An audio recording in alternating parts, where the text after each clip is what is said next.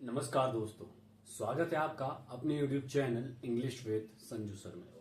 पिछले वीडियो में हमने जाना फ्यूचर इंडेफिनिट के बारे में, जिसमें हमने जाना कि जिसमें कार्य जो है भविष्य में हो रहा हो, और आज हम जानेंगे फ्यूचर कॉन्टिन्यूस के बारे में। ये भी भविष्य काल ही है, लेकिन इसमें जो है फ्यूचर में कोई काम जो है प्रोग्रेस में हो रहा हो वो शो करता है। जैसे रहा होगा, रहे होंगे या फिर रही होगी, इस तरीके के शब्दों से इस टेंस की या इस टेंस का जो है अंत होता है। इस तरीके के शब्द जो है वाक्य के अंत में अगर आएंगे तो आपने समझ जाना है कि वो जो वाक्य है वो फ्यूचर कॉन्टिन्यूस से संबंधित है। ये जाना हमने फ्यूचर कॉन्टिन्यूस के हिंदी में वाक्य के अंत में अगर ये जो शब्द आ रहे होंगे तो आप पहचान जाओगे। अब इंग्लिश में आप कैसे पहचानेंगे कि वो टेंस फ्यूचर कॉन्टिन्यूस से संबंधित है या नहीं? तो उसमें जो है वर्ब की फर्स्ट फॉर्म का यूज और आईएनजी का प्रयोग किया जाएगा। आईएनजी जो है हमेशा फॉर्म की कंटिन्यूस फॉर्म को बताती है, वो बताता है कि जो वो कार्य हो रहा है वो लगातार हो रहा है। वर्ब के साथ आईएनजी यूज होता है तो हमें यह पता चलता है कि जो कार्य है वो प्रोग्रेस में चल रहा है, कंटिन्यूसली हो रहा है। हेल्पिंग वर्ब शैल बी और विल बी का यूज किया जाता है। शैल और विल के बारे में आपको पहले से ही बता चुका हूं कि शैल का प्रयोग आई और वी यानी कि फर्स्ट पर्सन के साथ किया जाएगा, और विल का प्रयोग सेकंड पर्सन और थर्ड पर्सन के साथ किया जाएगा। आप फ्यूचर टेंस को काफी आसानी से पहचान सकते हैं क्योंकि पूरे फ्यूचर टेंस में आपके पास शैल और विल का यूज होता है। अफर्मेटिव सेंटेंस की जैसे हम एक बात कर लेते हैं, वह खाना खा रहा होगा। तो अब हम इसे कैसे ट्रांसलेट करेंगे? वह मतलब ही, हेल्पिंग वर्ब क्या यूज होगी? Will be. He will be eating food. वह खाना खा रहा होगा। तो इससे आप इस तरीके से ट्रांसलेट कर सकते हैं।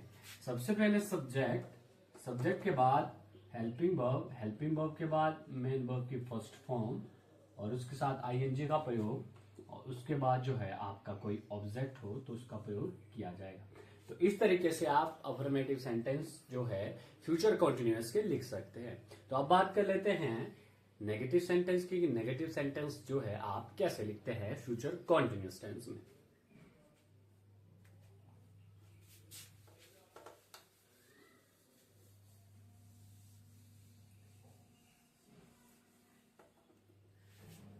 नेगेटिव सेंटेंस में जैसे आपको पता है नॉट वाले वाक्य या फिर नहीं वाले जो वाक्य हैं उनका प्रयोग होता है। जैसे मैं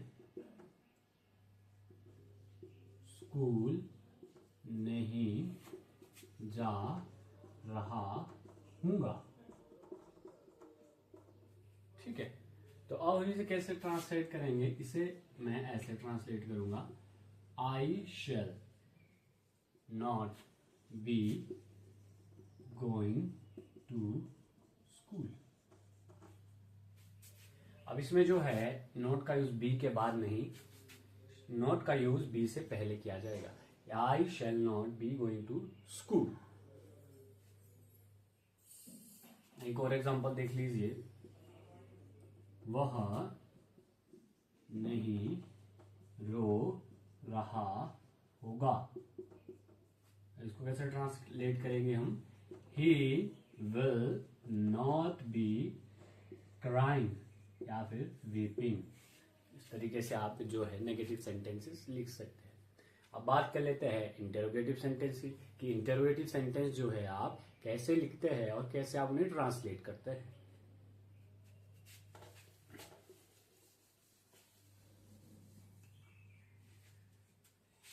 क्या राम लिख रहा होगा? Sign of interrogation. तो अब हम इसे कैसे ट्रांसलेट करेंगे? हम कैसे ट्रांसलेट करेंगे? सबसे पहले हेल्पिंग वर्ब यानी कि राम है, थर्ड पर्सन है तो विल का यूज होगा ही। तो हम क्या लिखेंगे? विल राम बी राइटिंग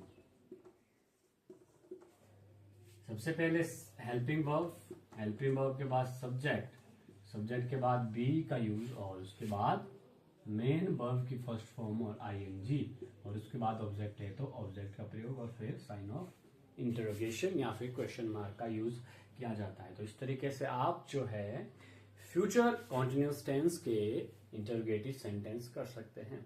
अब आइए अब देख लेते हैं इस टेंस से जुड़ी हुई एक एक्सरसाइज। तुम पत्र पढ़ रहे होंगे, हम इसको कैसे ट्रांसलेट करेंगे? You will be reading a letter. ठीक है। क्या रमन चल रहा होगा? तो क्या लिखेंगे हम इसमें? Will Raman be walking, sign of interrogation. हम पत्र नहीं पढ़ रहे होंगे, we shall not be reading a letter.